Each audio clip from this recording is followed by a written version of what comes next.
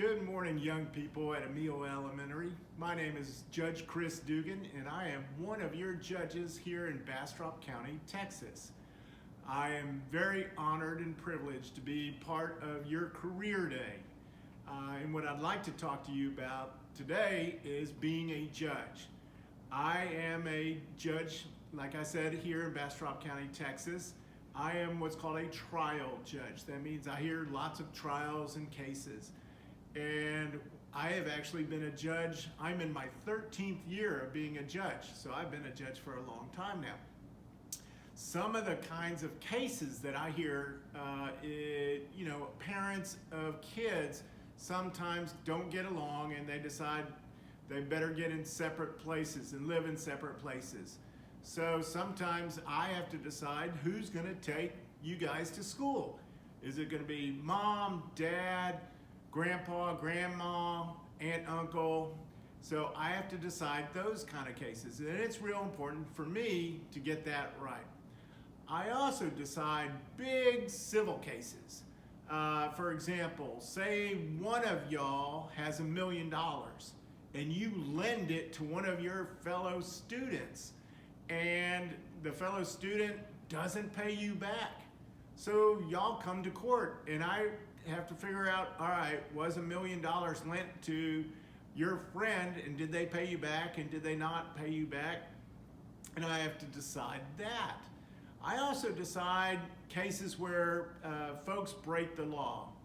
For example, say one of you has a big old TV in your house, and one of your other students decides to go into the house and steal the TV. Now that's not right. Stealing's not right, of course.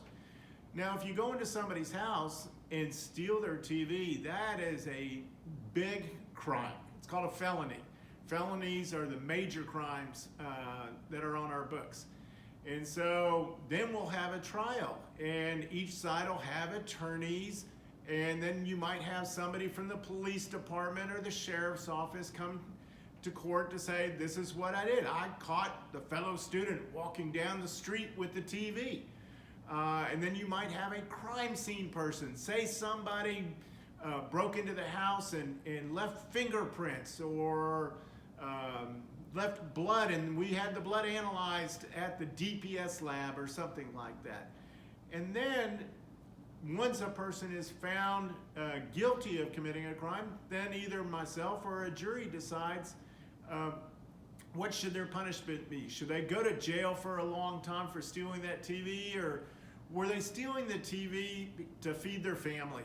So there's different reasons why people do stuff like that. So that is a lot of what I do. One of the other great things that I get to do as a judge is I get to marry people, which is really cool. I get to perform wedding ceremonies. And over the last 12 years, I have married hundreds and hundreds of folks, and that's a lot of fun. I also get to do adoptions. Some of y'all might be adopted by parents or aunts, uncles, or just folks that wanted to adopt a child. I get to do those adoptions, and that is a whole lot of fun too. Now, as you can tell, this is my courtroom. I'm sitting up here on what's a big, tall desk, but it's called a bench, the judge's bench. And I'm also wearing my robe. And if you can see, this robe, it kind of looks like a choir gown or a dress, but it's not. It's a judge's robe. And we actually wear these robes, and that is a carryover from when we were part of England. We took some of the traditions from England, and we wear these robes. Now, one of the traditions that we didn't carry over from England is that in England and some other places, like I think New Zealand, South Africa, some other places, the judges still wear this, a horrible wig. Now, I know what some of y'all are probably thinking right now, that I look like George Washington or something like that. I look a little silly. So I am so glad we don't wear these wigs here in the United States because of two reasons. Number one, I look silly.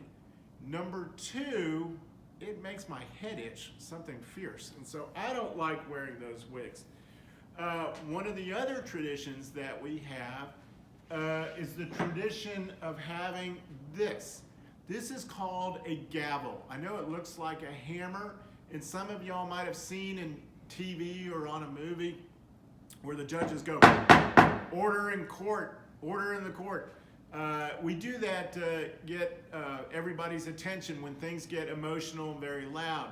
I know some of y'all's teachers have a way, sometimes classrooms get a little loud, so sometimes the teachers clap or they'll hold up a finger or 1, 2, 3. Back when I was in elementary school, I still remember in my cafeteria, we had a stoplight.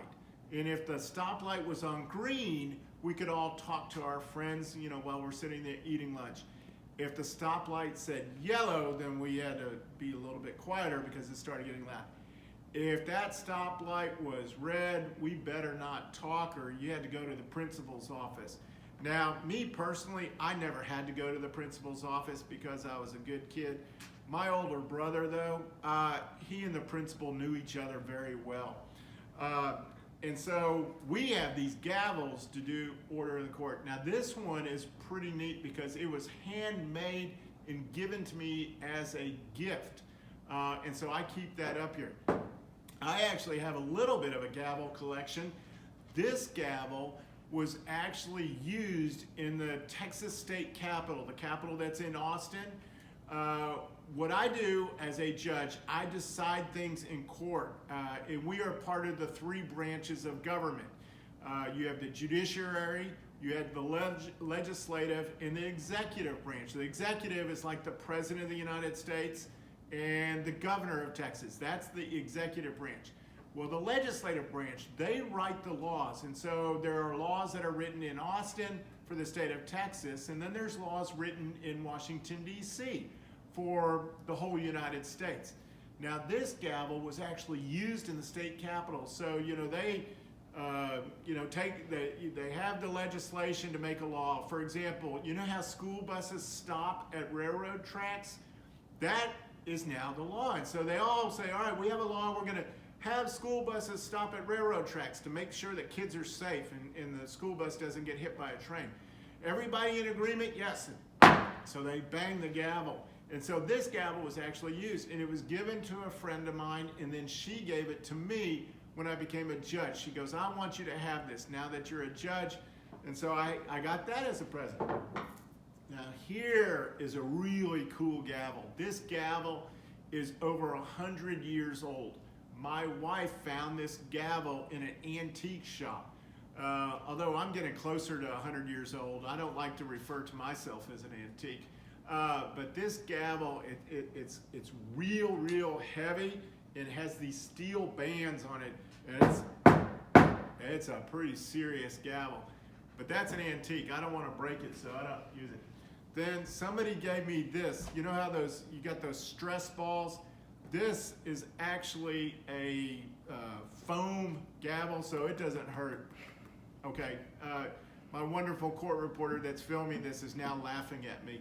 But this is kind of a fun gavel that you could squeeze if you have too much stress.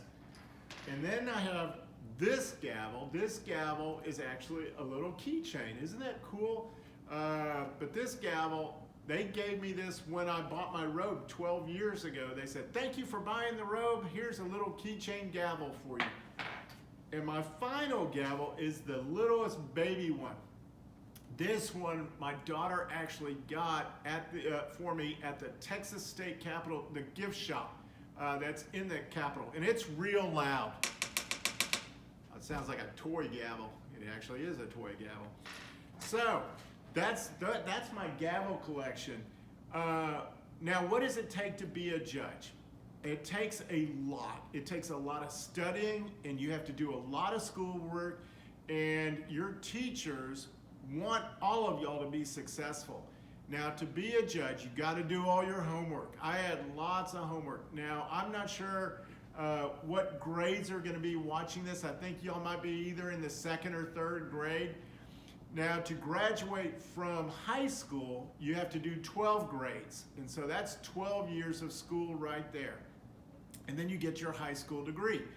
And then after that, once you graduate from high school, then you have to go to college. And usually that takes 4 years.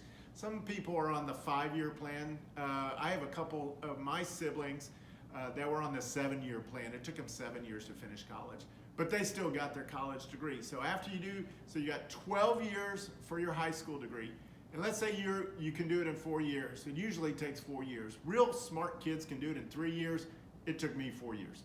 So 12 plus 4 is 16 years. And then after you do that, then you go to law school.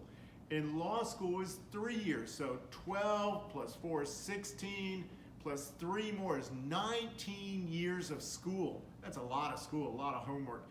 But now I get to be a judge. And to be a judge, you have to be a lawyer. Then you become a lawyer after you finish law school. You have to be a lawyer for at least 4 years. So add 4 more onto that, that's 23 years. And then you have to live in this area. You have to be a resident of Bastrop County. So if you live in one of the lesser counties in the state of Texas, say you live in Dallas, or I'm not saying Dallas is a bad place. I got relatives in Dallas. But you have to be a resident of the district, and my district is Bastrop County.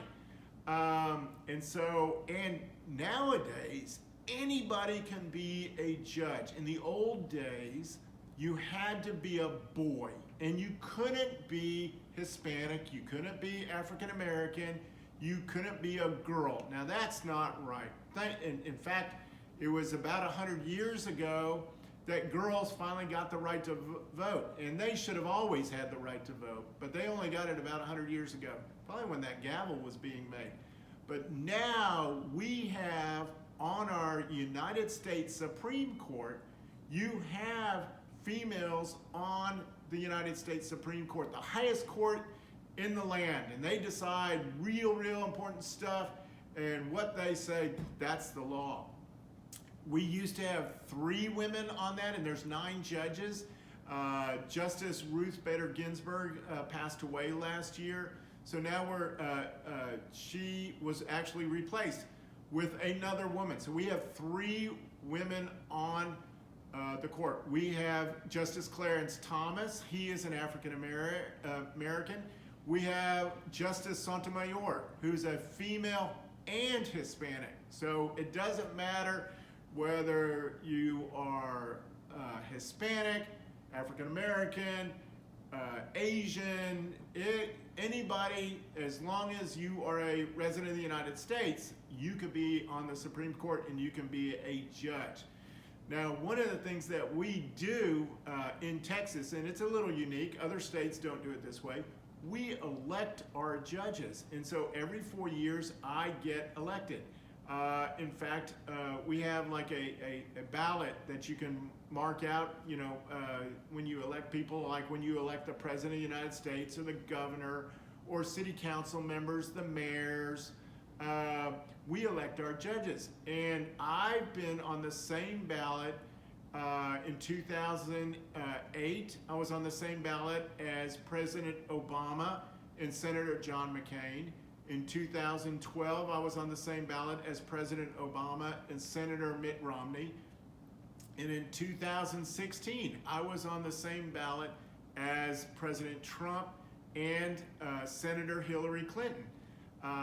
And so it's kind of a wonderful, unique deal that I was on the same ballot as them, and I have to get reelected. And so that's how we do it in the state of Texas. Now, I guess at this point, I really wish I could ask does anybody have any questions? Usually what I get asked is, how much money do I make as a judge? I will tell you, it's a lot of money. I get a very good salary. But what is also kind of important is, guess who pays my salary? Y'all do. Think about it. When you go to, say you go to the store, and if you're like me, I like root beer. I like root beer a lot. So say you go to this convenience store across the street and you buy a root beer, and say it costs $1. And then when you go up there to pay for that root beer, the the clerk behind the counter says it cost $1.09. Well, that 9 cents is sales tax, and that money goes into a big account, like a big pot of money down at the state of Texas. And part of that money that you pay for that root beer, that sales tax on that root beer, it pays for us judges' salaries. Now, guess who else that pays for? Your teachers, all your teachers that deserve a big raise. They deserve a huge raise. In my mind, teachers don't get paid enough. Administrators at schools don't get paid enough. Principals, counselors, all of the folks that help give you an education, they don't get paid enough. The wonderful folks that clean up, the custodians and the helpers, the staff that mow the yards for the schools, they don't get paid enough. But they all get paid with those tax dollars too.